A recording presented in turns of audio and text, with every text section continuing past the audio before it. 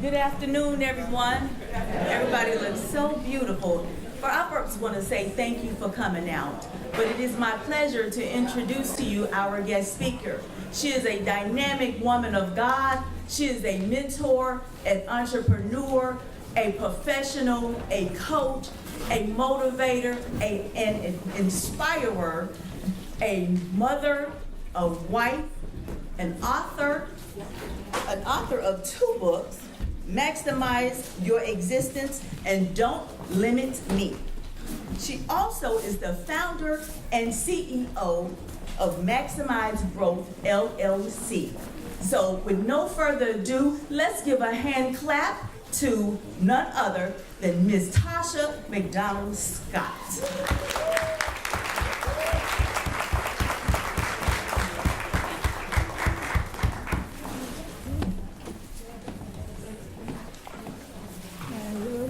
Good afternoon. So this week, my husband and I just celebrated 21 years of marriage.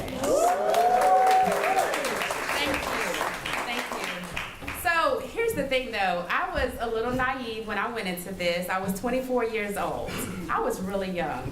And I went into marriage thinking that marriage was 50-50. Okay, so I can tell by the laughter that you get it, that it's not. Sometimes it's 25-75, sometimes it's 10-90, and sometimes it's 100-0. Hello? But I learned along the way. I learned along the way. It may have taken me 21 years, but I've learned that it is not 50-50. And in fact, what I learned is that sometimes in life that we treat our assignments, we treat our purpose, we treat things that we're supposed to be doing with that same mindset of, I'm only gonna give 50-50 because I'm just gonna do my part. Now, if this is you, just look at me and nobody else will know that we're guilty of this, okay? But I also believe that it doesn't have to be that way. We are powerful women, ladies. We are powerful. And gentlemen, you'll just have to indulge us for just a minute, okay, while we celebrate how powerful we really are. But how many of you all know that in all your power, that's, you know what, there's room for improvements. So how many of you all would say that I've got it all together and I don't need to improve in any area of my life? I don't see any hands. Oh, you see one? Okay, sir. And it would be a gentleman. But for the most of us, all of us have room to improve. So today, I'm actually going to be talking to you about how to maximize your influence. I love speaking to leaders. I love helping to challenge people to be more than what they are. How many of you all in this room would struggle to say, but Tasha, I really don't see myself as a leader? Just by a show of hands. Is there anybody? Raise them high so I can see, please. Okay, we have a few honest people.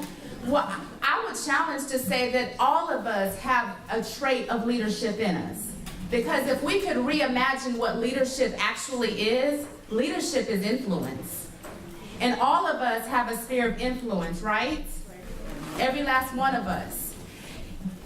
One of the things that when it comes to improving your influence though, it is literally about improving yourself from the inside out. I mentioned that we're powerful women, but sometimes we can be so focused on growing and doing all this stuff, but we forget that we're human and that we need each other. We absolutely need each other. And so being a responsible influencer means that I'm not gonna do life alone. So I'm gonna share with you 4 ways that you can maximize your influence and improve in your area of leadership, AKA, and no pun intended, but in the area of influence. So one of the first things that I would say is you need to learn to outwork everyone. But hear the whole part of what I'm about to say. Outwork everyone at being you. Do I need to repeat that? You need to outwork everyone at being you. There are no two of us alike. So that means that I do not have to be in competition with you. That means that I can actually celebrate you and it will not take away from me. It means that you get to maximize every ounce of potential that's actually in you and be the gift that you are to this world. And going back to that ratio that I talked about, like marriage is not 50-50, but you being you does not have to be 50-50 either. And what I mean by that is, it doesn't depend on somebody else. If they show up, then I'll show up. If they do their part, then I'll do my part. What if we all walked around with a mentality that's 100-0 that says, I am going to be 100% me all the time. And it will not be dependent on what anybody does or doesn't do for me. How would that change the trajectory of your life? How would that change your mindset? How would that improve your leadership? And remember, we said leadership is influence, right? So that was number one, outwork everyone at being you. Number two is possess a healthy appetite for curiosity. So while you're being you, remember this is an inside-out job, right? So while you're being you, you possess a healthy appetite for curiosity, which means that you are interested in other people. Because though you are 100% you, it is not all about you. Yes. I just had to pause right there for a minute. But when you are curious, it means that you are interested in other people. It means that when you talk to people, guess what? You also have to listen to people. Yes, that's right. That's right. It means that you're curious enough to just step outside of your comfort zone sometimes and just learn about other people, because there is actually power in connection. There really, really is. And so in order to do that, you got to be curious. And curious people are the most attractive people that there is, believe it or not. Because curious people are hungry for growth. They're hungry for connection and knowledge. And so you have to have a healthy appetite for curiosity. Now, again, that is not about trying to be anybody else or being in competition or comparison with anybody else. That's why I said a healthy appetite. Number three, in maximizing your influence, is you want to surround yourself with people that are smarter than you. How many of y'all know if you are the smartest person in the room, you're in the wrong room? Like, I need people that are smarter than me. I actually do. I have an assistant that's working with me now, and she is very, very detail oriented. Like, that is so not me. See, here's the thing about me. I'm the dreamer. I'm the visionary. My head is always in the clouds. I literally go from 0 to 100 in a minute, and I dare somebody to tell me that I can't do it, because that fuels me even more. But I need people around me who see the details, and I'm okay that they get the credit for it. That's right. That's right. I don't have to have all the credit. I don't have to be the expert in the room all the time. Sometimes I can sit down and listen and be educated and taught. Okay. But I have a feeling so can you. And so you want to surround yourself with people that are smarter than you, because none of us know it all. There's some familiar faces in the room, Miss Johnny, Miss Stacia, that I can look and I can say, these women have taught me about life. Stacy, I'll never forget the day that we were sitting down at a restaurant and you challenged me. And she's good for that. She challenged me when it came to Leadership Montgomery, remember that? And she said, Tasha, we need you. And I was like, I'm good. Didn't I? I was like, I'm good. I don't need to be involved. I got, I'm doing what I need to do. But she challenged me. And she was smarter. She is smarter than me. Not was. She is smarter than me. And it was one of the best decisions that I ever made, because I learned so much about myself in the process. But I also learned a lot about my city. And it took a wise woman to sit me down and say, Tasha, you need this. And guess what Tasha had to do? Tasha listened. Where in your life are you the smartest person? Hello? I get real quiet on that question. Where in your life are you the smartest person? And what do you need to do to change that? The fourth thing that I would say is in maximizing your influence is help others first. Let me say it with this caveat, okay? Because as powerful women, sometimes we can give and give and give, so we have nothing left to give. And I'm not talking about that imbalance. I'm not. Because even powerful women need people that can just come in and pour into them. But when I say about helping others first, one of the most valuable lessons that I learned in business is sowing and reaping. What you make happen for others, y'all know the rest. What is it? It happens for you. And so there's nothing wrong with reaching out your hand and saying, I can help you, especially in the very areas that almost destroyed you. Thank God for our mothers and our aunties that sit us down and talk to us about these relationships that we're in. But we need you to keep talking. We need you to tell us the whole truth. The whole truth. But we also need to pour into others as well. Because the greatest way that you can succeed is with accountability. And when you pour into others, guess what that does? That holds you accountable. Because somebody is always watching. Hello? Somebody is always watching. Thank you. They're watching when you go off on someone. They're watching when you think you're better than everybody else. They're watching when you're selfish, but they're also watching you in the valley lows and the mountain highs. They're watching. And here's the thing, it's okay for people to see the real you.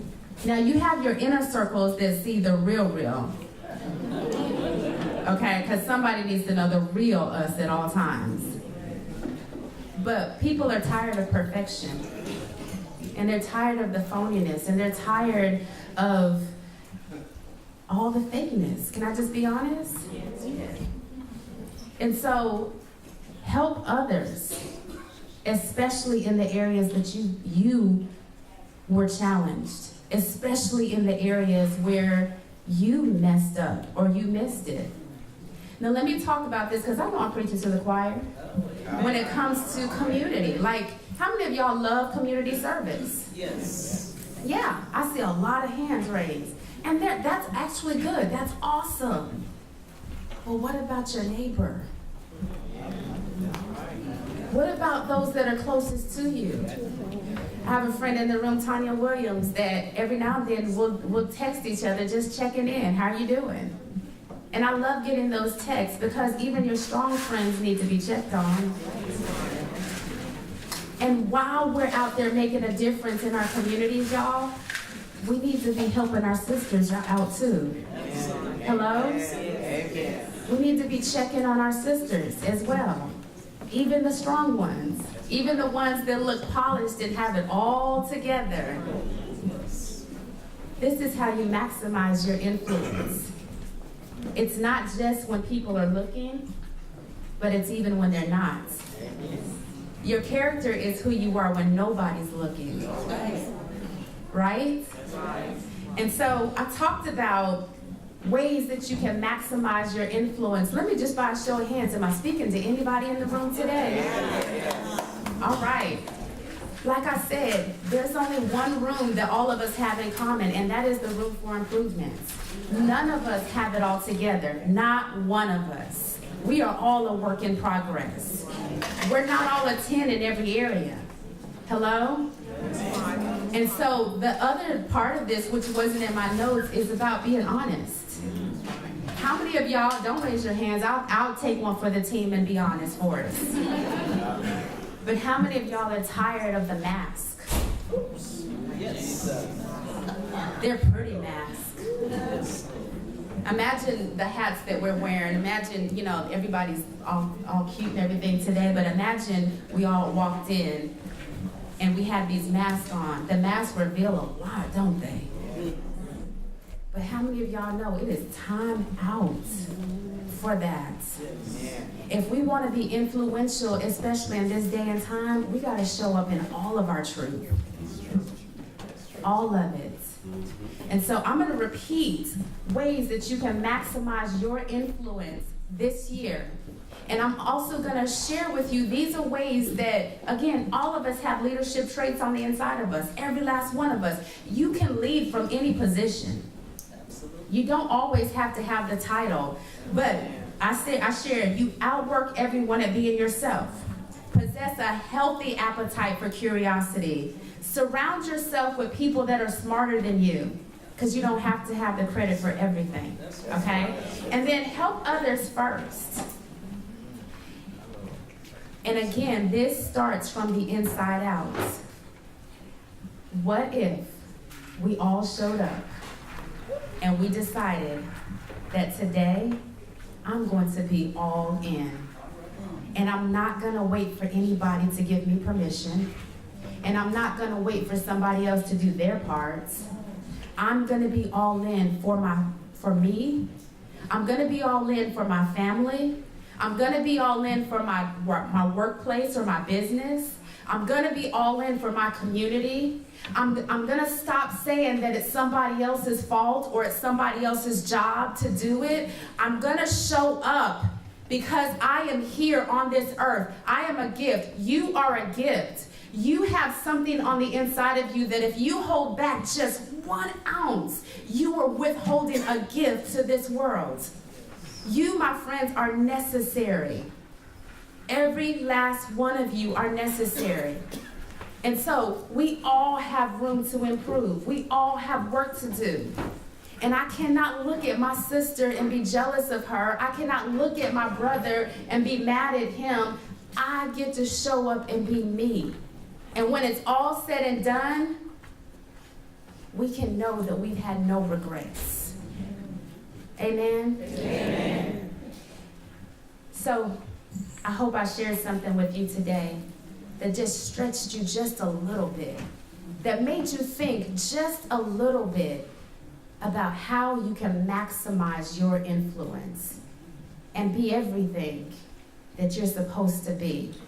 I have a special gift that I want to leave with everyone. I am writing a new book, and it's actually going to be out next month, and it's called Fight for Your Life. Because at the end of the day, we're all in a fight. Some of us are just in different battles, but we're all in a fight.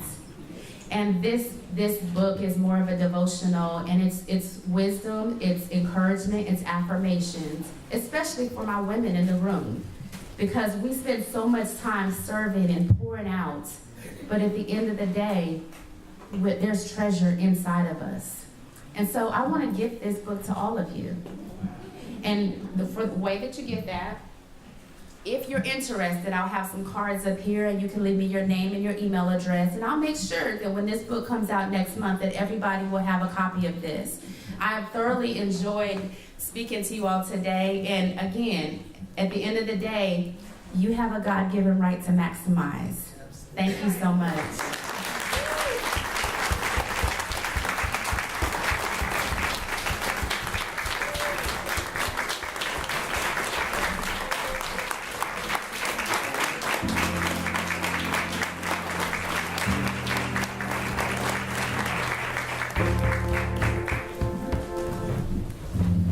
Wow.